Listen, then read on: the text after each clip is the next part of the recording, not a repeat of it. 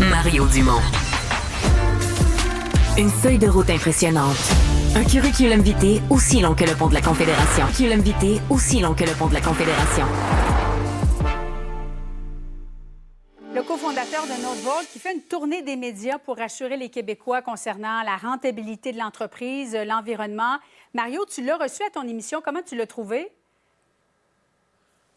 Moi, ma première remarque, c'est que j'aime ça là, quand le boss parle. T'sais, on sait le travail qu'on fait. Nous, on travaille beaucoup avec des responsables de communication. Il arrive une situation, puis on nous envoie, les compagnies, c'est comme ça, ils nous envoient un responsable de communication, puis qui nous donne les lignes officielles, puis c'est correct, là, je méprise pas ça, mais une fois de temps en temps, le projet est tellement gros, il y a tellement de gens qui ont des questions, des inquiétudes sur l'économie, on met notre argent, qu'est-ce qui arrive, sur l'environnement, l'eau.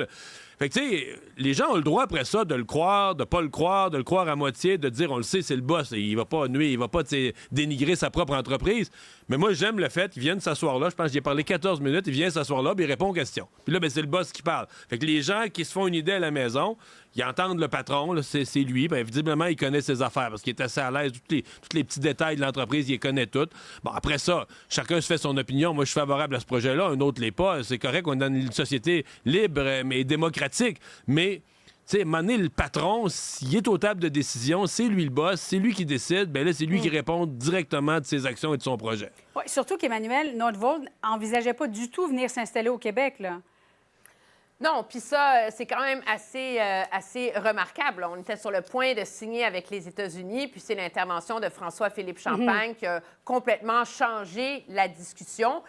Je pense cependant que cette idée que Northvolt est arrivé puis que c'était comme un sauveur, ça a fini par nuire à la perception du projet parce que s'est installée cette idée que le gouvernement y avait dévoilé le tapis rouge puis lui avait donné un chèque en blanc. Genre, installe-toi, c'est un vieux terrain, on s'en fout. Ce qui est important dans ce qu'a expliqué M. Serrouti aujourd'hui, c'est que les règles, elles sont là. Je veux dire, Northvolt a été obligé de revoir l'aménagement de ces bâtiments pour respecter les environnements fragiles.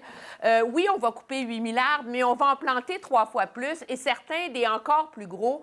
Et cette idée là, qu'on leur a permis de ne pas avoir eu un BAP là, en secret, là, il dit, écoutez, la réalité, c'est que les règlements ont été changés au Québec avant qu'on commence à négocier. Donc, à un moment donné, moi, je suis d'accord avec Mario. On peut avoir un débat sur est-ce qu'on met trop d'argent là-dedans? Est-ce qu'on met tous nos œufs dans le même panier? Est-ce que c'est une bonne usine pour le Québec? Est-ce que c'est des bons projets?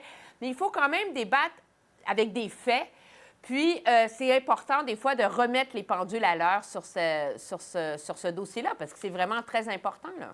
Justin Trudeau, qui a affirmé aujourd'hui que c'était pas un hasard si la première ministre de l'Alberta, Danielle Smith, avait annoncé que les opérations pour changer de sexe seront interdites aux mineurs. Écoutez bien, M. Trudeau. It is telling that the week after welcoming far-right American conservative Tucker Carlson to her province to sit with him on stage, Danielle Smith has now moved forward with the most anti-LGBT policies of anywhere in the country. Bon, Gaétan, changer de sexe avant 18 ans, on va revenir sur Carlson dans un instant, mais ça doit être assez rare quand même. C'est très rare. Et je te dirais, Julie, non seulement c'est très rare, mais aujourd'hui, dans le monde, pour ce sujet-là, c'est un des sujets les plus débattus. Pourquoi? Parce qu'il y a une littérature qui se construit au moment où on se parle sur des décisions qu'on tente de renverser lorsqu'on arrive, on parle des individus eux-mêmes, là, qui est rendu à l'âge adulte, bien, ils se disent que peut-être qu'ils n'auraient pas dû le faire. C'est très, très, très, très débattu, ça, dans le monde actuellement. C'est pas le fait de faire un changement de sexe, c'est le moment. Et la médecine, là, ce n'est pas si précis que ça, là, comme science, là. Surtout pas dans ce sujet-là.